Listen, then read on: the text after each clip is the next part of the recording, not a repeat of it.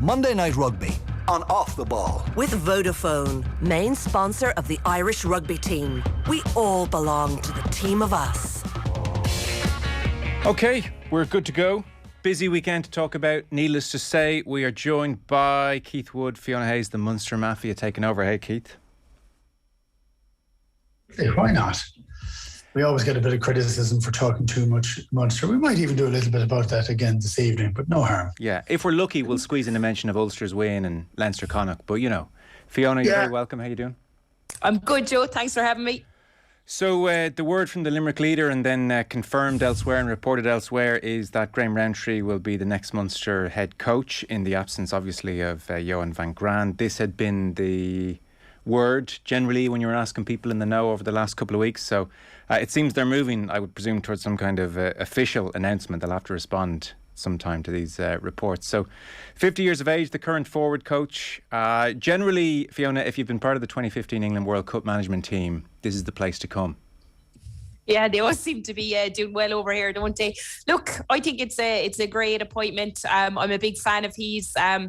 I love what he brings to set piece. I've talked to him about maul defence a few times. You know, he's very open to chats about. He loves talking rugby, and you can see it in the way he coaches. And I think we saw that at the weekend as well through BT. You could see footage in the dressing room. He seemed to be the main man talking in there to Munster at half time. So he's probably had an influence, been leading the charges for the last few weeks, I would imagine. The biggest thing for me going forward now is the guys we get around him. There has to be some really good backline attack coaches, defence coaches brought in. So I would say that's why it's slightly delayed. I would imagine they're still looking in that area. Yeah. So your reaction to Roundtree then, Keith? Yeah, it's funny. I was on Off the Ball OTB AM last week, and I just said, look, if they take their time, it may be no harm, because I think that was it seemed as if there was a huge push to try and get everything done. And this is, I don't know that it's been handled particularly well, but for Graham, he is liked. Now, I'm not saying about myself. I like him a lot. I toured with him the Lions in '97. He's a quality guy, a real quality guy. He is rugby guy through and through. A little bit old school, and I don't think there's anything wrong in that either. And I think trying to build on the idea of what it is to play for a team is something. There was a huge similarity between Leicester and Munster for a long time, and some of the other teams, Gloucester to a degree, but Leicester were a winning team always, and he has grown up with that idea of winning. He's very well credentialed. And when we discussed it last week, I said, look, whatever happens, we know he's there, which is a great thing, because it's a level of not having to start entirely from scratch. And even though I struggle at times with the manner in which Munster play, you do want to try and build something out. And a lot of the play that in the forwards has been pretty decent. I think there's a decent number of players coming through. And I will say one thing that stands out is different. And it's funny because I haven't been in the loop at all in terms of this. So I hadn't, of course he had to be in it, and he professed a willingness to do it, but I hadn't come across any other names, which is quite interesting. So it's been fairly quiet, but as so often happens, it gets announced not by the people who are giving him the job. It's the rumour mill, which just means that the comms is wrong as well. You know, you want to be fairly excited when these things happen. But I'd still say I'd be really interested to see what he's like as a head coach. He's never been a head coach. So what's he going to take to it? He obviously has had some influence in the last period of time, but what happens when he gets full influence? And what support structure, as Fiona said, what support structure is he going to have around him? I would say consistently, guys get the job. And you just need to put as many around them as you possibly can. There's huge passion to it, huge expectation. There has to be allowed an amount of time to grow something new. And I know all fans will complain and say, well, you know, Munster have been in transition for a long time. Well, they're in transition still, and they will be now with a new coach. So it's someone who really wants it. That's been very obvious over the last while. But again, I want to see who's the defensive coach, who is the attack-minded coach. Is there a skills coach that comes in as well? Because Munster need to accelerate away from some of their deficits. So, look, I'm waiting for the proper announcement and to see what comes with that announcement. You mentioned as a player, British and Irish Lions, you toured with him, have a sense of him as a person. He spent 8 years with that English coaching ticket upon retirement in 2007, was part of 2 Lions tours in 13 and 17, and now of late has been at Munster and spoken very well publicly. And even at Sandy Park, we saw at half-time he was reading the riot act to the players. The cameras picked that up at half-time in the dressing room, and certainly seemed to have the attention and respect of everybody around him. You would know him better than us. Does he strike you as head coach material? Well, he strikes me as someone who's very quiet, and he is quiet. But though we did see during the game that he's not averse to throwing a few choice words into people. But he is building and growing his CV. And I remember having a conversation with Ronan O'Gara about this a few years ago. And people were saying, well, what about this and what about that? And he said, what are these people on about? I'm only starting to learn. It could take me 15 years to get to where I want to try and get to. And a lot of people forget that just because you're a very good rugby player, can you just automatically walk from one to the other? Well, there's an awful lot more to being a rugby coach than being good at playing rugby. And there's a huge amount of man management, a huge amount around selection, around nuance, around player management, game management, building a culture that's fit for purpose. There's a whole array of skills that are required. Sure. So I guess hence the question: what strikes you about Roundtree in that capacity? Well, what strikes me about him is that he's taken the route. So he has gone through, he kind of jumped a couple of rungs, but then has worked at them long. He didn't jump a couple of rungs and then go to a head coach. He hasn't done that. What he has done is he's come over here. He's pretty much made Limerick his home. He really likes the idea of it. I'm not trying to overplay that. It's a big thing for him, but he likes it because he likes the idea of the passion and the old school nature of it. I think he's an ability to work with people. And the point I would say, I hope he'll be fantastic at the job, of course. I think he's got a lot of the skills for it. I think he still needs to learn some of the skills for it. But I'm hoping that he surrounds himself with as bright coaches as he possibly can, maybe even a little bit disruptive, look at things a little bit differently, because Munster need to have a bit of a change. It's been static for a while. Yeah. Fiona, what's your sense of what Roundtree will bring to the party? Yeah, I like the way he talks about that old school thing. I think that's something that you talked about Limerick, proud Limerick woman here, but that's something that people love. They love that passion up in Thomond Park. They love what he brings. You can see him. You can see in the way he talks. I've been at training sessions, the way he talks to players. He just adores that side of the game. His face lights up. So he brings that side. What I would love to see is a new innovative coach coming in with him, because, you can have that old school side, but you also know the game is constantly moving forward. And I think he is the type of character that would love to listen to what people are telling him and take in everything from around him. So I think it's where we go with him. I think he brings the passion. He'll definitely have the man management. I think he'll bring, we've seen with the forwards, he's detail in certain areas, especially maul, in carries. We've seen footwork, the young guys coming through, Thomas Ahern, constantly improving. So I think he has that. It's how we can incorporate a coach and an innovative style of attack now with what he offers himself. Yeah, that's perhaps the key point, because everything we've seen of Roundtree, and Keith mentioned some of the soft skills required to be a head coach and selection issues and man management. But Fiona, to your point, what Munster are crying out for is not so much passion. I think they're a fairly committed group. It is innovation. It is to be cutting edge. It's for us to be coming on here in a year's time saying, whoa, are you seeing the attacking play Munster putting together? That attack coach has come in and made an impact. So in some respects, that's not as important, but it's not far behind Roundtree in terms of the next key appointment. Yeah, that has to be essential. Like that's the big thing. I mean, how many times have we talked about Munster's attack on off the ball, you know, and it's non-existent at times, and it's the same old same. So, you know, we've seen glimpses in performances. We saw what Larkin bought at times, probably not enough. But as you know, when you know someone is going, do you fully buy into that system? You know, around Christmas time, we knew he was leaving. So I think someone new, someone innovative, he gets a little bit of time in the role. He's starting at the start of the season, or she maybe. But look, we'll see going forward. But I think there has to be something. We have to, if we're going to catch up with the likes of Leinster and other teams like that, we've got to start seeing more innovation attack, because we know, and myself and you, Joe, have talked about it, we know that Munster have the passion and the heart. It's elsewhere we need to see changes and slight fixes in how we play the game. So Sandy Park at the weekend, Exeter 13, Munster 8 is how it finished. The return leg is at 3 o'clock on Saturday at Thomond Park. This one very finely balanced, and I suppose if the Champions Cup organisers are hoping to justify the change in the competition, this will be amongst the games they'll point to as very intriguing. Munster were down 10 points to 0 at half time. It was, by all accounts, Fiona, very, very poor Munster first half. This could have been a lot worse for them. So in the second half, Exeter spent the last 15 minutes down to 13 men, 2 yellow cards, and that brought Munster back into this a touch. They'll potentially be relieved enough, Munster, to get out of here. This could have been ugly.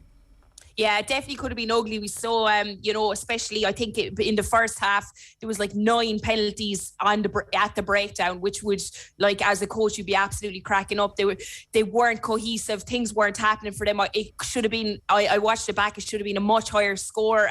To be fair, the Munster defence and the scramble defence at times in the first half was excellent, but definitely not a performance, you know, worthy in that first half. I think at the start of the second half, they came out, we saw a little bit more, and they really pushed Exeter. But it's those two yellows. I think it was Woodburn first, then Shinkerling. I think that gave Munster the opportunity to attack, and when they got the ball wide, I think that's when we saw Munster really doing damage to Exeter. Lucky to get away with that, but you have to absolutely tip your hat off to Munster and the defensive skills and the heart and aggression. Jack O'Donoghue was everywhere for the whole game. I thought he was absolutely immense. And that God-saving Keith Earls tackle at the end, I mean, like, it just shows what they can do in defence. And hopefully when they get to Thomond Park, we might see a bit more in attack, because Exeter will probably be fairly confident coming to Thomond Park after that performance. Yeah, as soon as you mentioned the Earls tackle, Keith, I'll get your broad thoughts in a moment, but the Earls tackle on Ollie Woodburn could prove to be very, very important across these two legs.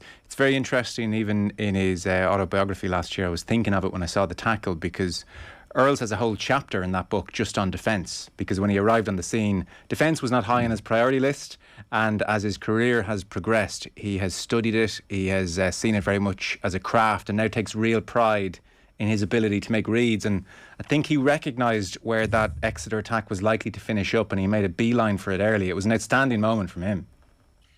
Yeah, he made a beeline for it, but he also he was running across the field, but he waited before he accelerated. And when he knew he had to go for it, because if he'd gone too early, there's a potential for a step inside, and there was no potential. I thought it was phenomenal defence. He made the hit. You'd have thought Woodburn would have carried over, but like, Earls was like all arms. He was like an octopus, all arms and legs slinging around him, and there was no way that ball seemed to have a chance of getting anywhere near the ground, you know. So I thought that defence was good. I'm thrilled for him, because he came back from a hamstring injury, and it's very hard to suddenly at the end of a game sprint the way across the field to make that happen. So he didn't care about himself either in that instance, and that's something that you're looking for. I thought there was an awful lot to be happy for in the game. There was a lot of injuries, there was sickness, there was a whole variety of things wrong. I thought our defence in open play for the vast majority of the game was fantastic. It was a really good defensive line, really good hard hits.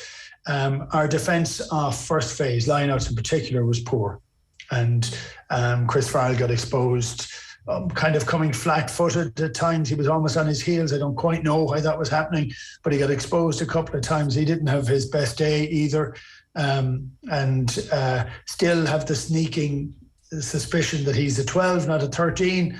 But and you know, Munster were exposed in that area a couple of times. have to say Exeter wasted so many opportunities, and Munster wasted a few too, but wasted so many opportunities. I still got a bit annoyed, down to 13 men, pick and go. I mean, the space has to be outside when you're 5 yards from the line or 15 yards from the line, but getting pushed back by 13 players from 5 metres out to 22 metres out, great defence, but not a whole lot of thinking required in that defence. So for you, they reverted to one-off stuff instead of stretching the 13 men far too often. Yeah, they did, and that's frustrating, you know. So, look, I looked at the game and I thought, yeah, there's a lot going wrong. Is this one of those days that Munster will dig back out again? And in fact, I think they did in many respects. It could have been 15, 18 points of a difference, and it isn't. And for that, they should be particularly happy. And it's like, you don't want to be happy losing, but that's the nature of this two-leg match. We haven't had it before. Strangely, I think it's a cracking idea. And when you're looking at an awful lot of the games that are there, there's a couple that seem to have a large distance between them, but all the rest are hanging in the balance. And that makes for a very exciting game at home. I think so. I think people are warming to it, and there'll be a sense of anticipation across this week. So a 5-point head start for Exeter at Thomond on Saturday, Fiona. What are you thinking for the second leg? I think, you know, I think that Exeter are going to be going in fairly confident. We don't know what injury. We haven't heard about Peter O'Mahony yet. Kendall had a HIA beforehand. So look, and Jack O'Sullivan got injured in the game. So we don't know what type of back row is available. I think there's a massive battle. To be fair, I thought Hogg during the Six Nations, I wasn't overly impressed when I saw him with Exeter. It was like looking at a different player altogether. That drop goal was immense. I think they're going to tighten things up because, as Keith said, like uncharacteristic errors when they're inside the 22. There was lots of like spills, or you know, Munster turned over their ball, which isn't really Exeter-esque. You know, they're very clever and very clinical in there. Donald, can I just touch on one point there? That lack of clinical. Exeter really struggled more than any other team that I've seen at the moment with the non-latching going over the line, and also if the ball is held up over the line, it's a dropout. They've really struggled with that as an idea. It seems to have depowered their biggest strength, and it's actually what brought them to the Premiership title and the European title a couple of years ago, was that constant forward power. It seems to be working against them a little, and they were well able to work in the back line, but in the 22, they don't seem to be that creative. Yeah. So I think you are correct at times. I know they didn't start off the Premiership really well, but I thought they were kind of coming into form in the last couple of months, and I thought we were seeing that they were getting a bit to terms. Their pack was being a bit more dominant than we had seen them play. But I think they'll come over. I think they'll be looking at attacking that forward pack for Munster, especially because, you know, as I said, there's going to be a few newer guys in. I thought Thomas Ahern was another guy that was immense when he came on. So look, it's in the balance. I think it's going to be a Munster win because you can't beat Thomond Park at home. You know, they've kept him to within that 5 points, but it's going to be a big battle up front. Yeah, Exeter have to come out and play, Keith. 5 points isn't enough of a cushion to try and shut up shop for 80 minutes. What's your sense of second leg? Yeah, second leg, it's whether Exeter will make those adjustments in a week. And when they play that wide off first phase ball, and if Munster's defence is cut out, Munster could be in trouble, because I would expect them to be more accurate. The difference I would see is I would expect Munster to shore up that defence, that defence lapse. I mean, there was nothing lacking in attitude. The main defensive line in open play was phenomenal. And, you know, when you're looking to score from 60 metres, they're wonderful to watch, but you can't guarantee that all the time for a guy to kind of slip or step out of line. So I think Munster can tidy that up an awful lot, but I do expect Exeter to bring far more to the game. And it was interesting watching, interesting listening to Rob Baxter talking through the game. You know, when he's interviewed, he seems to be incredibly candid and honest in those conversations. And they just seem to have a huge level of frustration, and I think they left a lot of points behind them. I would still take the same view, actually. Munster in Thomond Park, against a team that I know they're fourth in the Premiership, but they've really had to work unbelievably hard to get up there. They haven't had that superiority that they've been used to in seasons past. I think it would be Munster's to win. I still want Munster to show more of a cutting edge, because it's because when we go now to talk about Ulster, Ulster are showing cutting edge all over the field. Well, let's do that. With your permission, I'm going to move off Munster. Is that okay, you two? We're allowing that. Right, Joe. I'm always happy to talk about them. It's definitely you, Joe. You know, Toulouse 20, Ulster 26. Stade Ernest Fallon. I mean, this is extraordinary in that the conversation in advance of this game was what kind of a deficit can Ulster take back to Belfast and still feel in the tie. And instead, in some respects, they're disappointed to come home with a 6-point advantage. They were, for anyone who missed this game, they were 26-13 up at the death. And Toulouse, and this was very much the two legs coming into things, were still very much going forward because all was not lost. And they did score a late try, Roman Ntomak, to bring the deficit from 13 points back to just 6 points ahead of the game in Belfast. It was looking ominous. First 10 minutes, Toulouse had scored a try, and then a red card. This is a theme. This is how it's most weekends now in rugby. We're saying this about one game where it turns on its head due to a red card. Juan Cruz Mala tackle on Ben Moxham in the air. Definite red card, I think, Fiona, wasn't it? Yeah, definite red card. There was no qualms there. I know when you're over in France, the crowd go mad and there was a lot of boos, but Jesus, no, it was the most, I think it was the most obvious one of the weekend. So it was absolutely blasting him in the air. It was actually quite dangerous. So at that point, Ulster down 7 points against 14 men for the next 70. What was your sense of the game? Yeah, I thought they were starting to come into their own. I thought I was really impressed with the way Hume and McCluskey worked off one another, and Billy Burns. I thought they've built up such they know each other inside out, and we could see that. I know Balakoon was absolutely immense. He got his hat trick, but the thing about Balakoon as well, he made a very big tackle on Thomas Ramos, which could have been another try inside the 22. So he had an absolute massive game. The thing about Toulouse, and you talked about that Ntomak try at the end, but what about like when we were in 80 minutes on the clock, 81 minutes, and the break they had from inside their 22 that almost could have been a loss for Ulster going away from that. They can just score from anywhere. They were absolutely magical. It wasn't their day, but looking at Ulster, they were so, they can tidy up a few things. I think Dan McFarlane talked about the line out.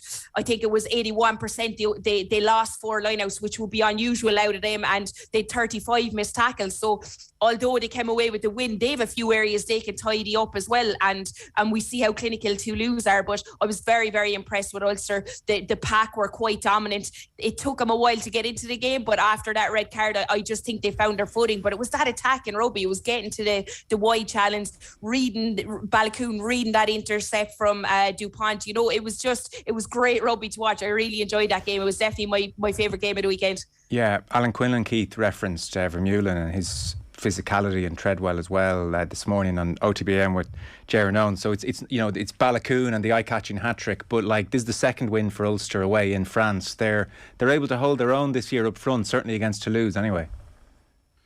Look, I think it's one of the great victories actually in Ireland's treks over to provincial treks over to France, because Toulouse have had ups and downs, mostly ups, but they had a period of time when they were down, and to try and get a win down there it's frightening. I mean, I've been fortunate enough to have won there at Munster. I've also been beaten by 60 points down there with Quins, and it can be really, really frightening when they play in that fashion. And I know there's a red card, and of course it was a red card. And I would say, just for listeners, there was no intent whatsoever. He was looking at the ball, absolutely. But he was going almost too fast. And so he'd no sense of care in the people that were around him, because he had to know somebody's going to be up in the air. That's one of the things that has changed somewhat, that even if he had jumped at that stage, it was almost too fast into it. And that's why you see an awful lot of chasing players who aren't running quite as fast when the ball is, in inverted commas, contestable. I would touch a little bit on the lineouts. The Arnold brothers would just they'd make you puke if you're a hooker standing looking at them. They're trying to thread these giants. They're giants without being lifted, and so I think there is a lot of pressure on the line-out for that. I thought Ulster would have shortened more line-outs than they did, and using pace on the ground to try and get up there. But I thought it was fantastic. I thought I was trying to get my head around whether he was offside or not. I've watched it too many times to figure it out in my own head. The referee said he wasn't, so fair enough. But he was doubting it himself because he was jogging, not sprinting. So, but again, I would say Entomac's try was incredible for what he did in the play 2 phases beforehand when he dumped one of the props back on his ass and then got another 5 yards into contact to get them over the gain line and is still there to skip over at the end. Look, I think they're one of the few teams that can go to Ravenhill and do it, though they don't have a great history there and they don't have a great history on some of those tough matches. But this is do or die. A good score, a good try scored, and you're back fully in the game. It's very easy again for them. I thought Cooney played pretty well, I have to say as well. There's a lot of good players. I like the manner in which Ulster are trying to play. I think McFarlane's done a decent job. There is a sense of purpose, but there's also a sense of attack. It's a very attack-minded team, and I think that gives opportunities to the opposition. But it's one of the great days for Ulster. It sure is. Who's going through, Fiona? I'm going to say I think Toulouse don't travel well, and Ravenhill has been a massive fortress because I think Ulster can do it at home. Okay. So we have Connacht and Leinster then Friday evening at the Aviva Stadium, Good Friday, second leg, 5-point margin in Leinster's favour. There were 8,000 fans through the gates in Galway.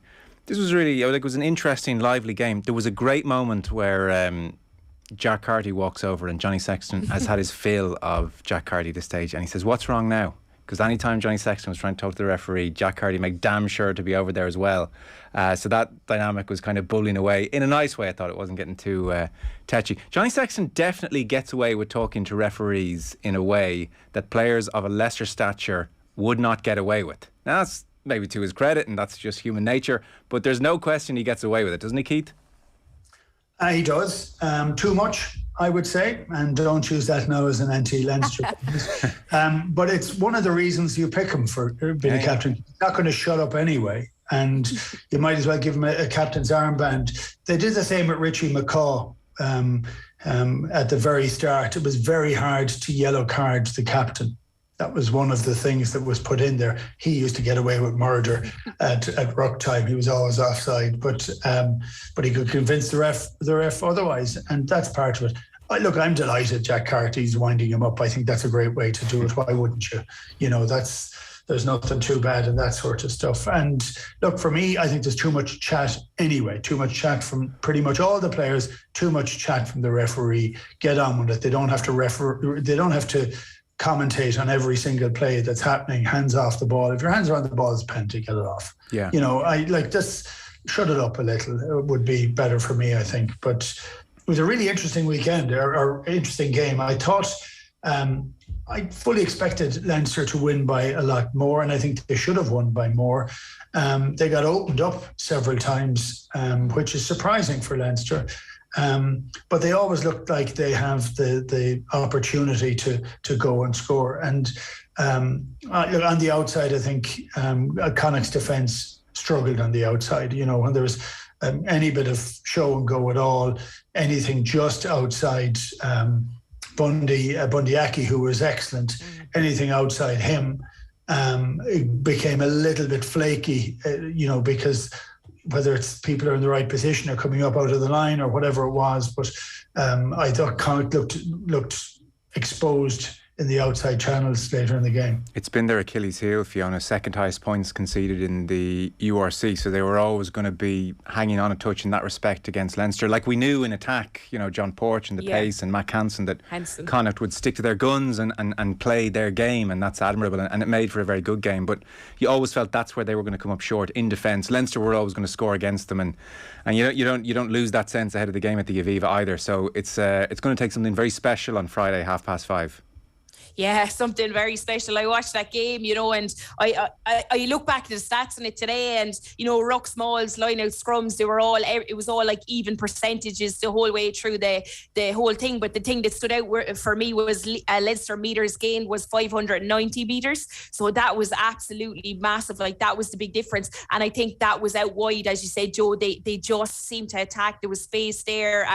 We know what Matt Hansen could do. We know what John Porch, Tierno and O'Halloran probably had a quiet game, but I think without Bundy, especially in the midfield, they lack kind of, and with him in the team, I thought it might have tightened things up a little bit, because he obviously hadn't played for a while with them, but it was just one of those games where there was hate after hate, and I think Leinster probably haven't played as physical game in a long time.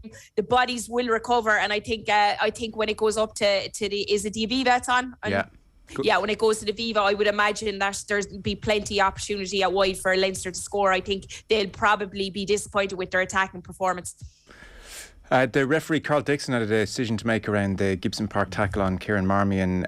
Certainly his sense was Gibson Park had received the contact as opposed to really driving force into Marmion's face, and his nose obviously was gushing blood and maybe broken, but certainly serious enough moment. So he went with a yellow. It seemed, reading the body language of his assistant referees, they didn't agree with him.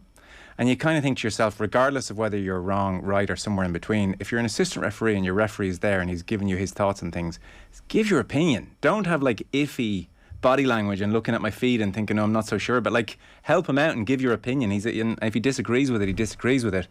Andy Friend said afterwards, Keith, he didn't have any problem with the decision. He thought probably was a yellow for those reasons, that Gibson Park more received the contact as opposed to drove his shoulder into the face of Marmion. You could argue technically shoulder to face it's a red, but I think most people are going, yeah, probably just shy of a red. Where are you on it? Yeah, I'm a bit 50-50, so I'll disagree with one of the first thing you said there, Joe, which is that the referee, they should give their opinion and say, what they think, but I actually want the referee to make the opinion. And there was no subtlety. What's the point then of the referee going over for a chat? I mean, if that's the way you want it to be, fine. But they're going over for this conversation, and he's saying what he thinks to them. Why are they there? Well, I think unless they have a huge objection and they've seen something else from it, I think that's one of the reasons that you're going over. But you're looking at that, it's not as if that's clear cut because it's outside, and then it's down to an opinion of the referee. I just rather the referee make the decision rather than the TMO. And he is the guy that ultimately makes the decision. So I'm not saying you should say, don't give me your opinion. That's not what I'm saying. I want the ref to make the decision. What I don't like is when someone says, well, I don't know, ref, you need to look at that. And he'll have a look at it and he'll say, no, I disagree and I want to do what I want to do. Great, because that's what the referee's job is. It should be one solid voice because he's the guy who carries the can with it. For me, on the contact, it could have been read just as easily. Sure. And that's what I would say, not within the letter of the law. The bit that still gets me, because it's become so important in the game now, is that when someone is running at you, you can't be in that upright position. That's the issue. The issue isn't if he'd bent in any way, it would have been fine. But if you'd bent in any way and you made contact with the head, I don't think it's as bad either. It could have been read, and I think it's very nice of Friend to say that it wasn't, and would you expect him to say something else? I don't know, but it was contact with the head, and within the letter of the law, yes, it's a red card. It could have been read just as easily, and look, he ran into him, and I was a guy who was running with my kind of head all the time when I had the ball in my hand. So you're going to be difficult to tackle and not get a bash in your head, of which I got many I just want to get that tackle out of the game. That's the one that seems to be doing a lot of, that upright tackle seems to be doing a lot of damage. Yeah, it's a weekly discussion at this point. Our rugby coverage here on Off the Ball is with thanks to Vodafone, main sponsor of the Irish rugby team. We all belong to the team of us. Fiona Hayes and Keith Wood with us. We will finish before the clock really comes against us with Ireland 29, Italy 8 at Musgrave Park on Sunday in the TikTok Women's Six Nations. So for Ireland, that's one win, bonus point win, 2 losses across rounds 1 and 2 to Wales and France respectively. Next up in round 4 will be England at Welford Road, which will not be easy, to say the least. Fiona, we've been watching Ireland obviously very closely over the last couple of weeks. The Italian performance, the things we had been talking about in advance were set piece, handling errors. There were marked improvements on all those fronts. Yeah, marked improvements. It was really, really good performance. Second half performance, I think they wore the Italians down. The thing, I was watching the game, I was at the game, and a thing that I noticed was once they got that confidence, when they got that Eve Higgins try, I think, look, we saw the rugby that Greg Williams has been trying to get him to play. The confidence came alive. It was far more free flowing. The passes were going to hand. The handling errors went out the window. But John Fogarty was in with that scrum during the week, and it's massive what a week's coaching can do a difference. Or not even a week, it was probably a few days. They really tightened that up. The Italian scrum is generally very, very good. 100% success rate in the last Six Nations. They gave France a good going over as well at times. So it is quite good. So it's to set that up. If they can consistently bring that, and if they can control that scrum against England, I think it will be massive for them in that big game. It did seem as if Catherine Dane's presence at scrum half got things moving. Yeah. I mean, Aileen Riley's very young and has made her debut in this championship and will have many years, you suspect, in an Irish jersey. But Dane, her passing seemed to be crisper, seemed to allow the team to spread out a touch more, and the attacking shape was maybe better as a result as well. Definitely. And I think the thing with that is, Catherine Dane, obviously, like all good players, you probably believe you should be starting. So she's gone on with, the bit between her teeth. She wants to go with that, and she proved it. She proved she should be starting. Aileen Riley, brilliant player, just inexperienced. She's so young. She's been kind of on the 7th circuit. She's only played a little bit of club rugby, whereas Catherine has been consistently around. She's probably the 2nd highest capped. I actually thought that she would have been one of the people in view of mine to become the next captain, because she's a great voice in that squad. She's really good presence. But what she did is she actually played to the best of her ability. I thought her kicking game was really good at times, but it was her control, and she slowed things down when she had to, but she also got a game going quickly in the second half. Stacey Flood seemed to pull the strings at 12 as well, and the worry, whatever word you want to use, as Ireland head to Welford Road next, Keith, is that of the starting team at Musgrave Park, numbers 11 to 15 will all disappear and be off playing sevens now. And this is the structure in Irish rugby. This is the way it is. It's a World Cup sevens year. Greg McWilliams was very open about this at the start of the championship. He said, we will be without these players come the last 2 games of the championship. So that is the really tough juggling act, I can imagine, both for players and management, that on the back of a good performance ahead of your most difficult game by far, numbers 11 to 15 effectively are gone, and a new batch have to come in just to make life all the more tricky. Well, it plays into the hands of the bigger squads, bigger teams, more professional squads that are able to have parallel journeys of 7s and 15s. That's part of the issue that goes with it. I remember when that came out, and I didn't know that was the case, and suddenly this conversation that we're going to be missing a chunk for players at the end of it. And that just shows, for me, a lack of proper coordination in the organisation of the tournaments, because it's trying to grow women's rugby as much as you possibly can. But again, it just goes back, it makes it easier for bigger countries to be able to do different things on different fronts. And for an Irish team where the 7s has been of unbelievable value for the 15s, and it really has. But it shows you that the pool of players at the top level intersect too much to be able to do that. So I understand the importance of qualifying, and I understand the importance for the Olympics. I think it's really, really important for the game. but there needs to be a higher level of coordination, and that doesn't seem to be existing at the moment. Fiona, one suspects Emer Considine comes back in, and presumably her confidence has taken a dent, having been dropped at the weekend, and now it's like, okay, you're back in. And beyond Considine, is it immediately obvious to you as to who's going to fill those spots? I've kind of been following the squad and having a look. I would imagine, we've seen Enya Breed. I would imagine Enya go straight into the centre. I think Michelle Claffey, I saw her kind of do the warm up with the team. I think she might go in centre.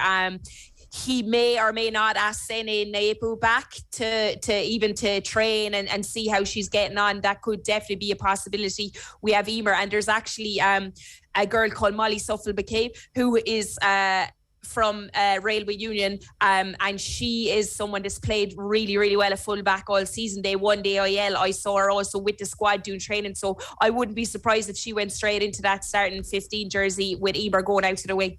Okay, very good. Listen, that's enough non-Munster talk. We'll wrap things up. Fiona Hayes, Keith Wood, pleasure. Thanks so much, guys. Nice one. Thanks, Joe. Bye-bye. Bye. Monday Night Rugby on Off the Ball. With Vodafone, main sponsor of the Irish rugby team. We all belong to the team of us.